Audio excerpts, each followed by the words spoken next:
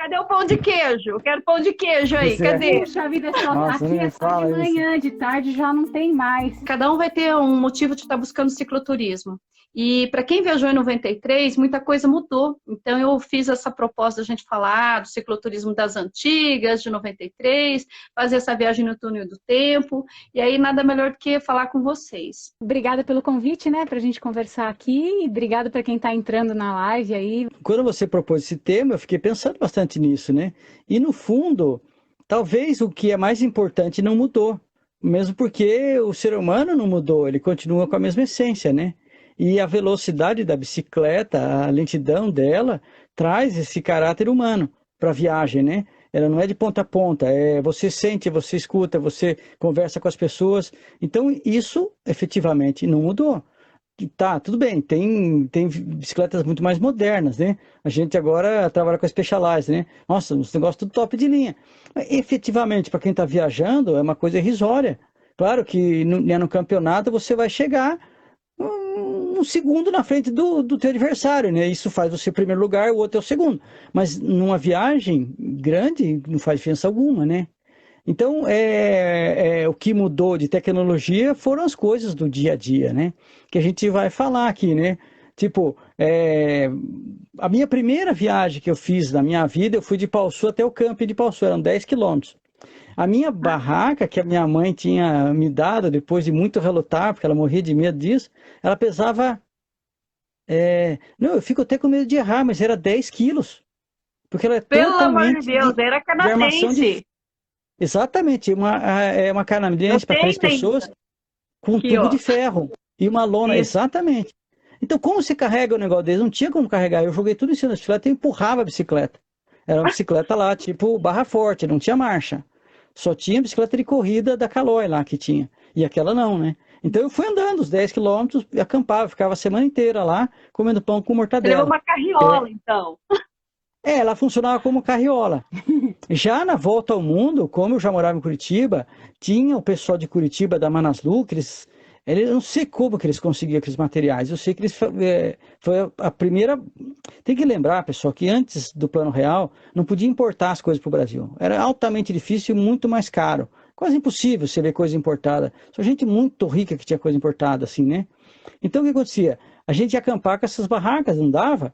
E o Adalto, ele fez as barracas com haste de fibra de vidro. E quebrava também, né? Mas a dele não. A dele era super forte. E aí era uma barraca de 2,5 kg. Olha que beleza. Nossa, é outra coisa, outro nível, né? Aí que, É. bom, quando eu fiz a volta ao mundo, eu fiz com uma barraca dele. Meu saco de dormir era de lã acrílica, lã desses moletom, lã desses edredom mais vagabundo que você acha. O saco de dormir era daquilo, que é o que tinha. Eu com 5 graus positivos estava morrendo de frio na Europa. Quando eu cheguei na Índia, se não fosse eu ter encontrado o Kat e a Astrid, que me deram US$ 100 de presente, eu não tinha comprado um saco de dormir de pluma de ganso. Que eu fui para o Himalaia. Quem acompanha nossas lives viu lá que estava a menos 20 graus, né? Aí quando eu cheguei nos Estados Unidos, eu troquei o meu isolante térmico, que era uma capa de EVA assim grossa, por um Thermarest. Nossa, era outra coisa, outro nível. O meu bagageiro dianteiro pesava mais de 1 quilo, só o bagageiro dianteiro. Porque ele era de ferro, para colocar. De ferro, meu. Precisava mais de 1 quilo, só o bagageiro, sem contar o alforje dianteiro e tudo que eu carregava lá dentro. Aí um bagageiro de alumínio é 300 gramas. Na Alemanha, nessa época, eu achava legal você levar um rádio para poder ouvir música, porque eram pilha comum, um Rayovac, durava muito pouco, era muito E caro. rádio, né? Ondas curtas. Então, esse rádio, Né? não, Essas coisas. aí eu não estava com onda curta, ainda estava só com AM. Na Europa foi bem, que quando eu saí, que nem você falou, era para passar só a Europa. Na Alemanha, eu comprei um negócio de fita cassete, né? Desenrolava com caneta Bic, e eu via sempre as mesmas músicas. Fantástico, meia hora de música, era o tanto que eu precisava me equilibrar com a natureza e a música. Aí eu gravava alguma coisa na casa das pessoas, a Ásia inteira eu fui com as mesmas fitas cassetes. E Quando não foi assim. arrebentava a fita, a gente botava um durex ainda para colar a fita quando ela arrebentava. É verdade. Então, outra coisa interessante é a iluminação. As pessoas esquecem disso porque tem LED. LED é muito novo, LED é uma maravilha, não gasta nada, super forte. Não tem como você acampar dias e dias de desafio com lâmpada de filamento, que consome eletricidade louca. É muito caro. Então era só para emergência. Eu tinha uma lâmpada de cabeça feita no Brasil aqui, sei lá como é que eles conseguiram fazer aquilo. E assim, era vela. Você acendia vela dentro da barraca. A pessoa morre de medo, vê eu cozinhando na barraca. Ah, que absurdo, Olinto, você cozinha. Meu, a gente usava vela. A vela cai e pega fogo e tudo, né? E assim, não é eu. Ah, o Olinto é louco. Claro, é meio louco, mas tudo bem. Tinha para você comprar um negocinho para colocar a vela mesmo, para ficar dentro da barraca. Feito para isso. Parece um lampiãozinho assim, Esse né? lampiãozinho. Eu tinha na Alemanha uns troços mais chiques. Tinha esses troços. Eu não tinha, claro. Eu era só uma vela normal mesmo, né? E assim, aí o pior mesmo é a informação, né? Informação era um absurdo, porque você só tinha. No Brasil sempre foi um absurdo. Porque os mapas que tinham no Brasil foram feitos pelo. Dizem que foi feito pela CIA. É tipo assim, foi feito para o Exército Brasileiro, patrocinado pelos gringos, para ter essa informação de todo o país e tudo mais, né? E assim, era super restrito. A gente usava um mapa do Brasil inteiro, do Guia Quatro Rodas. Era super, nada, não tinha nada lá dentro, né? Quando você conseguia aqueles mapas do IBGE, que a gente chamava, né? Aí você tinha informação de qualidade. Na Europa você tinha isso fácil. Aí na Ásia já era complicado, América Central, tudo mais que eu fiz, né, cara? E cheguei na Índia com um mapinha da Índia, só isso, eu não sabia nem onde é que eram os troços. Perguntar muito, tinha outra velocidade, tudo era sorte, tudo era descobrimento. Nossa, mas é aqui que é o Taj Mahal? Eu não sabia nem que era em Agra. Eu não sabia onde é que era as pirâmides do Egito. Que distância que é do Cairo? Muita gente não sabe disso, né? Mas hoje eu sei, é 10 quilômetros. E hoje né? você pergunta, você tem uma conexão, você faz uma pergunta ali no Google, você tem milhões de informações de muitos lugares, né? Principalmente desses mais famosos. Claro, claro. Então, você não Onde tinha esse ficar, tudo. acesso, e uma coisa que eu acho que é interessante é que a falta dessa informação acabava dando mais fé para as pessoas. Eu tive a oportunidade de fazer algumas viagens também num período assim, que a internet era... Não funcionava bem ainda. Porque no começo da internet não tinha informação na não internet, tinha não dentro adianta dela. nada, Ninguém né? entregava a informação. E daí você estava à mercê de realmente conseguir as coisas no lugar. Então, isso daí, no fundo, aumenta a sua fé, porque você, de uma certa forma, vai entregue, sabendo que você vai ter que resolver lá, né? E o gosto da aventura, né? Porque a aventura é mais ou menos o desconhecido. Quanto mais você souber, o acesso à informação acaba propiciando uma previsão. Você fica planejando muito em cima de previsão de que alguém fez, então vai acontecer desse jeito. E acaba tirando esse caráter individual de você ir lá experimentar e fazer a sua viagem, né? Uhum. O cara vai buscando aquela experiência. Tem cara que busca o ponto no GPS que o cara fez aquela fotografia naquela. A foto sai igualzinha. Então é muito estranho Então, tudo isso, né? É muito estranho. Hoje, com rede social e esse acesso à informação, a fotos que alguém fez e o celular na mão, né? Olinto, nós somos da época que era o filme de 36 poses, era assim, uau, né? Aí deixa eu economizar. E hoje, com tanta foto, o que acontece? As pessoas querem exatamente, tem as fotos clichês, né? Passou naquele país, por exemplo, a praia lá de São Miguel, né? São Miguel dos Milagres, aquele coqueiro torto. Eu passei e não achei, porque estava chovendo pra caramba, não achei. Mas você acaba tendo essa curiosidade, né? Então, muitas vezes, você não escreve a sua própria história. Você parece que fica repetindo a história de alguém que já passou. Né? E é uma faca de dois gumes, né? Manda ver. Então, esse é o ponto que eu queria chegar. Porque aí que vem, as pessoas falam, pô, mas era difícil, né, Olito? Sim, era difícil certas coisas. Agora, o âmago da coisa continua sendo a mesma dificuldade de sempre. Ou seja, você trilhar a tua própria história. Porque esse mundo de informação, primeiro que te confunde, e depois te leva a fazer a mesmice. A gente tem uma grande dificuldade, assim, fazendo os guias no Brasil, que é justamente fazer um roteiro que ele seja super interessante, mas muito pouco conhecido. Não é porque eu quero ser o primeiro, coisa parecida, é só para não ter essa coisa de fazer sempre igual. E tem coisas que eu ponho no guia para incentivar o cara, mas tem coisas que eu não ponho, que é para deixar ele descobrir. E ele viver, ele achar que aquilo lá é interessante, não é eu que estou falando para ele. A gente estava lá no Peru, aí a mulher falou, olha essa montanha, olha que bonito, olha, igual... Parece o mapa do Peru, É né, igualzinho o mapa do Peru. Eu falei, meu Deus do céu, né? Aí todo mundo fala, tira a mesma foto. Mas você não vai tirar? Eu tiro uma foto de vocês. Eu falei, não, obrigado, minha senhora. Tá, né? Pô, eu não tô lá para ver uma réplica do mapa, no mapa do Peru, numa pedra, né, cara? Eu acho que tem muito mais para viver de uma viagem do que esses pontos. O livro No Guidão da Liberdade, ela conta alguns episódios que eu lembrava, daquela hora que você chega, você até começa a acostumar que as pessoas são boas e uma hora você para e a pessoa fala, não pode ficar aqui. E aí, assim, é como se acreditasse, desacreditasse, acreditasse. Fala um pouquinho disso aí, Olim. Então, porque no fundo essas histórias com as pessoas é que são a parte mais bonita da viagem. Especificamente essa história, ela me ensinou várias coisas. É por isso que ela está no livro. Porque ser bem recebido e não ser aceito, isso acontece várias vezes em 3 anos e meio de viagem. Só que essa especificamente foi uma coisa muito bonita. A mensagem final dela é muito especial, eu acho. Foi por isso que eu contei ela. Agora, isso é o âmago da viagem, quando acontecem coisas.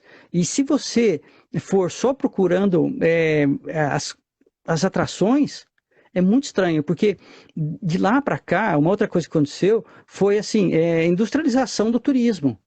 Então, quando eu fui pela primeira vez, por exemplo, vamos pegar um exemplo simples, assim, para Foz do Iguaçu. Era fantástico, aquele monte de água, aquele monte de cachoeira, aquele troço absurdo, assim, né? Um troço famoso no mundo inteiro, blá, blá, blá. Aí tem passeio com o barco, aí tem passeio com o helicóptero. Se você não fizer o passeio com o barco e com o helicóptero, você não foi para Foz do Iguaçu. É meio estranho esse negócio, que antigamente a gente se encantava de ver a natureza, contemplar a natureza. Agora você tem que fazer os passeios X, Y, tal. Quando a gente foi para a Índia, a mesma coisa. O pessoal vivia da pesca lá em Varanasi, né? Uhum. Aí, muito melhor levar turista para andar no rio. Então você tem que fazer o famoso passeio com o barquinho deles. E quando os caras trazem para lá, tem o famoso, não sei das coisas. Você fica só atrás disso. Você se perde nessas coisas. Aí você se fixa muito. Ao invés de fixar numa conversa que você tem uma pessoa ao lado. Que nada com a bicicleta para te trazer perto das pessoas.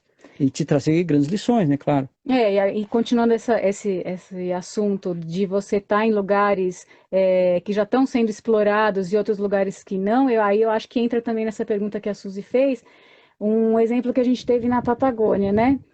Enquanto a gente estava na carretera austral, você tinha Espera só um pouquinho. Ó, a gente estava fazendo de norte para o sul. E geralmente as pessoas fazem pela carretera austral, que é uma carretera, é uma estrada reta que vai de norte ao sul, do sul para o norte, só no Chile. E a gente não, a gente entrava no Chile, saía do Chile e entrava na Argentina. E ia e voltava atravessando a Cordilheira dos Andes, que ali está baixa. Continuava, desculpa. E aí, então, alguns momentos a gente estava na Argentina, em partes que são menos visitadas ou praticamente não tem turismo, e partes da viagem a gente estava na carretera austral. E era nítido isso, quando a gente estava... Não é desse livro. Esse livro foi assim também, mas não foi desse livro, não. Quando a gente visitava a parte que não tem turismo, você tinha essa experiência de ser acolhido, né? De receber esse sim toda vez, porque as pessoas estavam super abertas a ter experiências com quem estava passando. Enquanto que você está num lugar mais turístico, como a carretera austral, as pessoas já estão saturadas de viajante. Então, nesse ponto, a forma que a gente encontra hoje de viver essas mesmas experiências que o Olinto vivia na volta ao mundo é procurar lugares que não são assediados pelo turismo. Ao contrário do que o turismo de massa tem feito, né? Encher de turista no mesmo lugar, e isso vai diminuindo a tua experiência com pessoas também. Então, o que acontece? Assim, quanto mais assim, você está traçando o teu plano de viagem, se você buscar os troços mais famosos, que todo mundo sonha com aquilo que já ouviu falar, você não vai sonhar com um negócio que você nunca ouviu falar, mas se você vê que ele está ficando famoso, é porque ali já tem exploração turística. Então, aí vai estar cheio de gente, você vai se tratar de forma diferente. Eventualmente você vai para um lugar que não é aquela praia mais bam, mas é a praia que tem mais pescador só. É a praia que você vai ser mais bem tratado, que você vai conhecer o que eles comem ali. E não o pessoal de São Paulo que veio abrir pousada ali. Eu acho que você, Suzy, conhece bem as praias, vamos supor, de Santa Catarina. E você conhece as famosas e as menos famosas. Eventualmente a menos famosa não é tão bonita que nem aquela lá, não tem aquela beleza plástica, né? Mas tem o elemento humano que dá o seu diferencial. E tem essa questão da natureza, de você se sentir fazendo uma aventura, né? São coisas diferentes, assim, né? Porque uma coisa que eu percebo, assim, como o acesso acaba se tornando fácil, as pessoas vão com planejamento e acham que, assim, é receita de bolo, é um script, é um roteiro e tem que seguir aquilo. Deixam de ter essa conexão com as pessoas locais, que é o que você sempre coloca, que as pessoas que estão em viagem sempre gostam de falar dessa conexão com os locais. Então, quando eu fui viajar com os meus filhos na América do Sul, mas era de carro, não era de bicicleta, né? Mas era de carro, dando a voltona lá até Ushuaia, a gente ouvia falar de Comodoro Rivadavia, de alguns lugares para ver pinguim, ver leão marinho, blá, blá, blá. E a gente parou num posto de gasolina e o homem falou lá de um lugar, assim, o Trevinho não tinha nem plaquinha direito, era Camarones. E era um lugar que era uma pinguineira, mas ela não está nos roteiros das agências de viagem. Então a gente deixou de um lugar que era super turístico, até o Thiago Fantinatti comenta que foi uma experiência bem ruim, acho que foi Península Valdez, que ele comenta no livro dele, que foi uma experiência muito ruim porque o turista de bicicleta não é bem tratado como um turista que está passando com carro, com outro formato, né? E Camarones foi uma experiência assim, real de que aquilo que não está nos guias turísticos, muitas vezes vão te proporcionar maior experiência, né? E vocês sempre falam disso, né? Dessa experiência, desse contato com o local, dicas de alguma coisa para fazer, né? E isso, então, nessa época de 93, é algo que eu acho que você vivenciava muito mais, porque não tinha como prever tudo, né, Olinto? Exatamente. E não tinha tanta indústria do turismo, era muito, muito focada, assim, aqui e ali.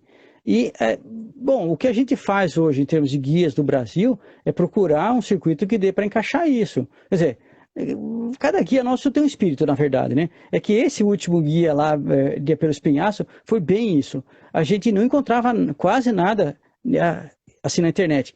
Teve o Zig que passou por lá, o Pedrariz passou também, mas eles passaram longe, assim, perto do que a gente passou, eles passaram bem longe da cordilheira.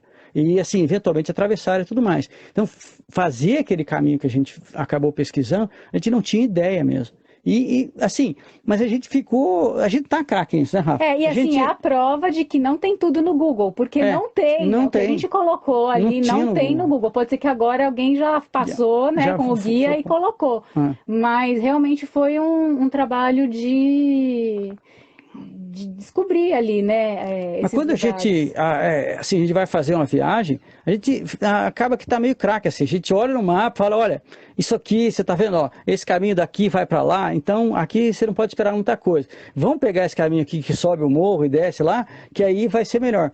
E aí que tá, você, nessa hora que você foi para cá, chegou nesse posto de estrada e desviou o teu caminho, você teve que ter coragem e teve que arriscar. E é mais ou menos isso que as pessoas têm que fazer. Claro, se você tem um guia na mão que nem o nosso, aí você já está sabendo. Agora, se você vai para outra região, eu acho que vale a pena você fazer uma viagem mais truncada, eventualmente, do que fazer o trivial. Que nem, quando você pega o Chile, você fala, vou de norte a sul. Certo, só que se você for de norte a sul, você não vai chegar nem perto da cordilheira, cara. E assim, e todo mundo vai fazer... você pega os relatos de cicloturista, assim, 99% entra por um mesmo passo e sai no mesmo passo. Eventualmente, esse é o melhor circuito.